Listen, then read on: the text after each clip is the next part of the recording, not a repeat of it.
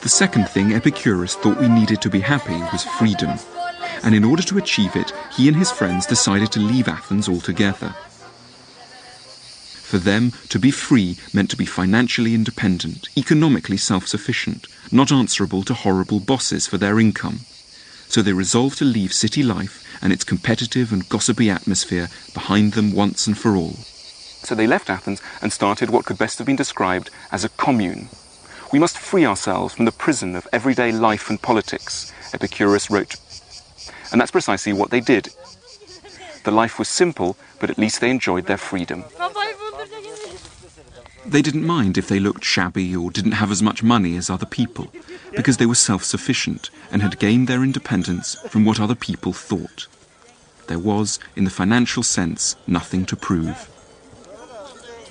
Epicurus believed there was a third ingredient necessary for happiness, and that was an analysed life, by which he meant a life in which we take time off to reflect on our worries, to analyse what is troubling us.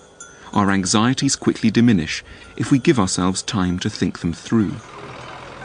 And to do that, we need to take a step back from the noisy distractions of the commercial world and to find time and space for quiet thinking about our lives.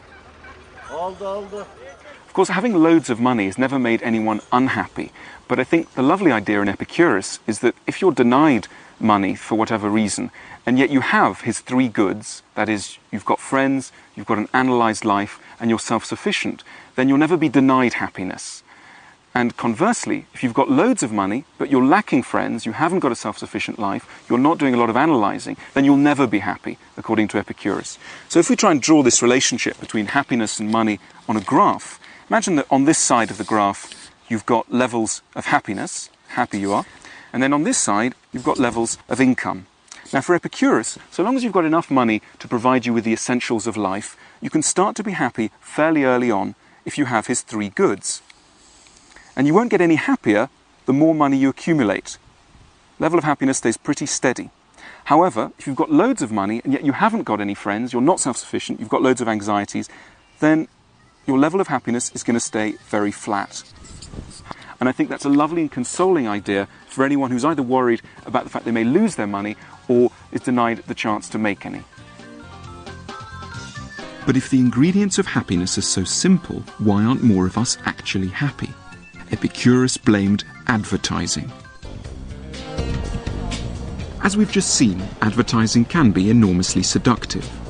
It tends to make us feel that there are all sorts of things missing from our lives.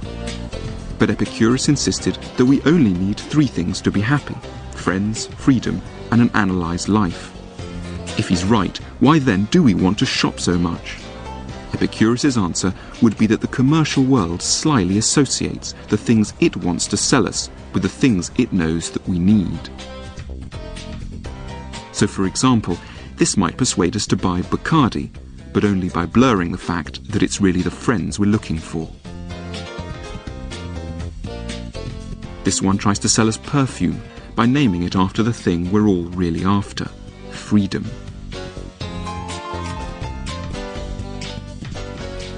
And this one flogs us whiskey by promising the calm resolution of our problems that only an analysed life could bring us.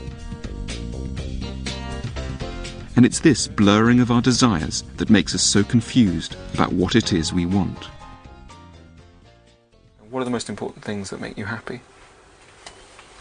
The people around me. If they're happy, then I'm happy. And like if work's going good, then that makes me happy as well. But do you ever think, what if I threw all this away, threw all that away, all these jumpers, and just concentrated on getting the work right, getting the family and friends right, I would never have to go to the Trafford Centre again? Yeah, because if I shop to cheer myself up, yeah. If I'm already happy, then I don't need to cheer myself up to it. So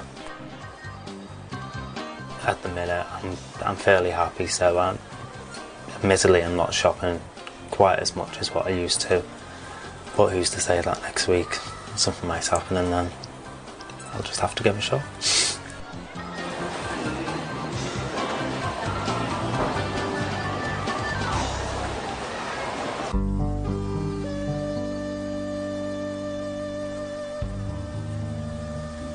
Epicurus may have lived more than 2,000 years ago, but he would have understood the pressures that make people like Stephen shop so much, and he had a bold and practical solution to counter them.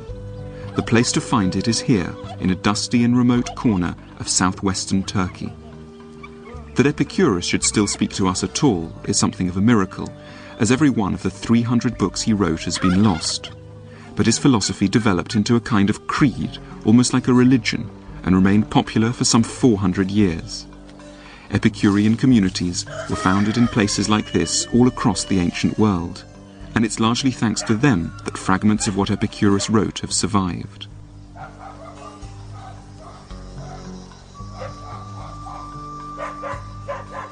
I've come with local archaeologist Mustafa Adak to see the ruins of the ancient town of Oynoanda.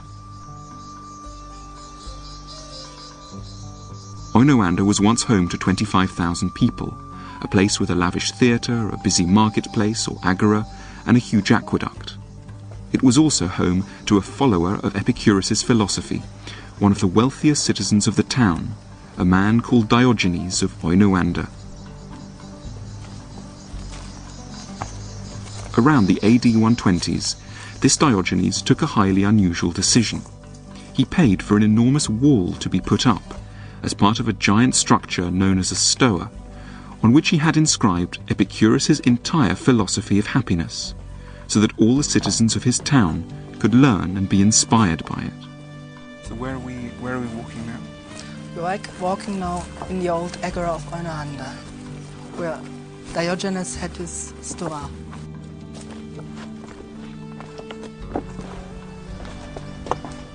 What we're seeing now is there's bits of the wall. The stoa was broken up by earthquake, most probably, and there are more than 200 fragments of the inscription.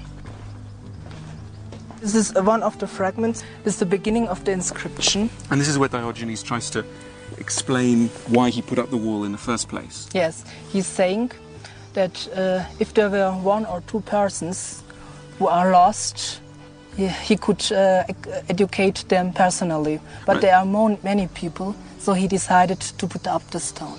Right, so if there were just one or two people who didn't know how to be happy, he'd go and talk to them, but because there are so many, the best way to help them is to actually put up a wall in the middle of the town. That's right.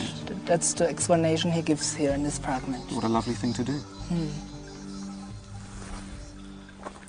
Diogenes was acting on a crucial idea in Epicurus, that in order to live wisely, it isn't enough just to read a philosophical argument once or twice. We need constant reminders of it, or we'll forget.